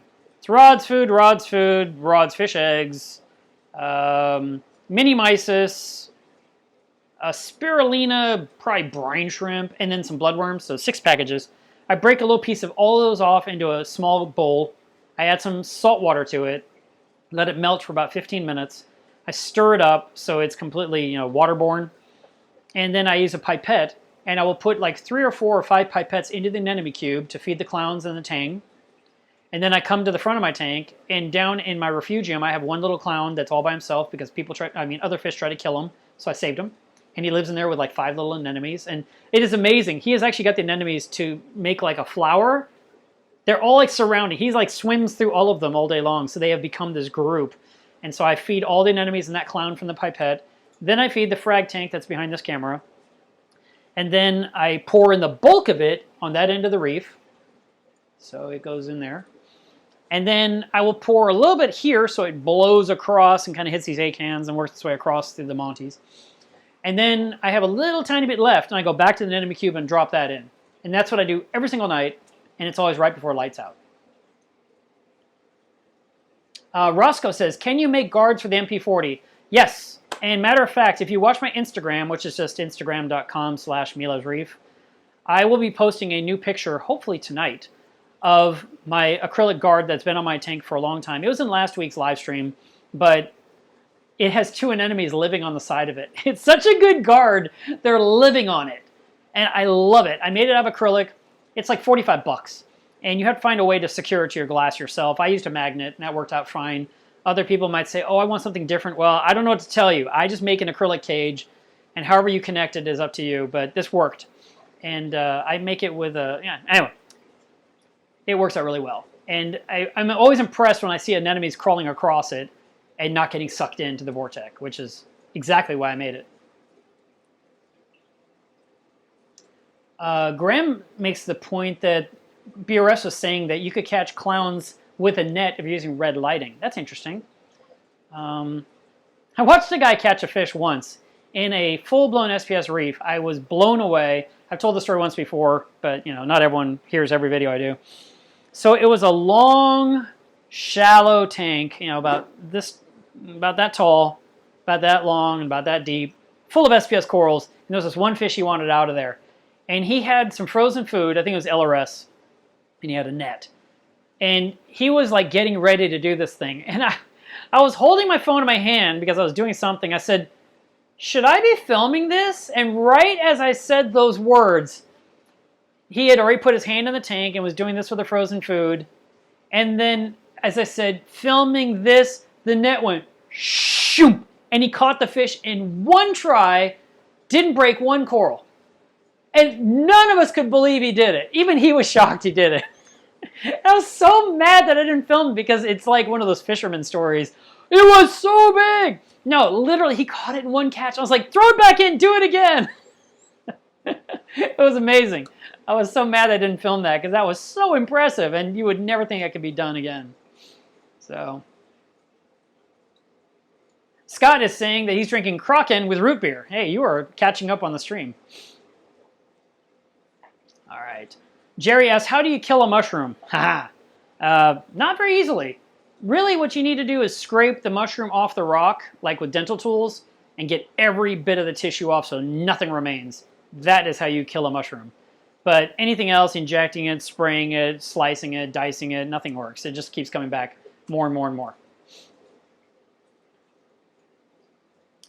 Luke asks, he said he knows he's joined the group late. Does Montipora need high light and high flow? No. It can be nice and low. You can move it up higher. He mentioned his is a little bit bleached. It's not coloring up.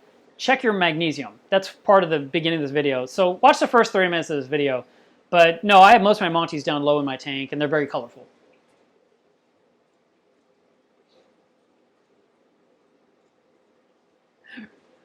RJ says, any way to get Ben to split? Who the hell is Ben?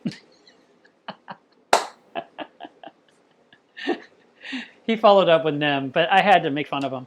Well, I mean, anemones will split on their own when they're ready. You can encourage a split by feeding it 3 days in a row and then doing a big water change. And usually that seems to do a weird trigger response and it'll make an anemone split. But normally I just let it happen. That's all. Have a great time snorkeling. Enjoy those reefs. Let's see.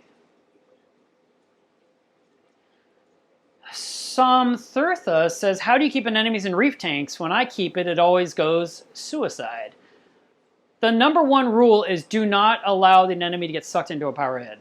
If you can avoid that, you should be able to have an anemone in a reef tank. And there's a lot of people that do it. So that would be the first thing. Secondarily, it's going to be all about water parameters. I have an entire video about how to take care of anemones, and you should probably watch that. All right. And I see a question over here from Andrea from a long time ago. Nope. Nope, that's not. That's it. All right, guys. Look, we've been at this for about 2 hours. We should wrap this up. I'm completely out of crown, so I have nothing left to drink, and that makes me unhappy. So, Danny asks, what Montipora would be recommended for a beginner? Any of them. I prefer the plating ones that turn into a scrolling cap. I think those are the most pretty. And, okay, so it's Saturday night. It's still Saturday, which is Water Test Saturday. I want you guys to test your water, and I want you to find out all your results of everything. Temperature, alkalinity, calcium, magnesium, salinity, phosphate, nitrate. Those are all the big ones we care about for reef keeping. And clean your skimmer, and that includes cleaning the neck of the skimmer. If you have a toilet brush, you can clean the body of the skimmer with a brush inside without removing it from your sump, and make sure it's working at optimum conditions, so that way your skimmer can look like my skimmer right now. That was cleaned yesterday. Yesterday I cleaned that, and it is disgusting today. It's fantastic. I love it. So I want your skimmer to look like my skimmer. All right, guys, I'm going to call it. That's it. We're done. No more questions. Thank you so much for tuning in tonight. So listen, the next few weeks, there's a good chance there will not be streams again because I've got Tucson, Twin Cities, somewhere in Florida. They're all like 3 weeks in a row or something like that. There may be, and then next weekend is there's an event in Houston. So technically, like the next 4 weeks in a row, I might be busy on Saturdays. I'll just kind of post on YouTube or on social media, like on Mila's Reef page on Facebook, which is this link right here. If you are not following this page on Facebook, you are making a big mistake. That is my main page for my business. It's where I share all kinds of cool things I find on the web. I always share them there. Lately, I've been following a diver from Bonaire, and she keeps posting the coolest critters, and I've been sharing her posts because I think they're awesome. And it's not just a picture. She explains what it is, which is all about education, which I feel is so important, and we can always learn more things. So, yeah, follow that page, facebook.com/melovesreef.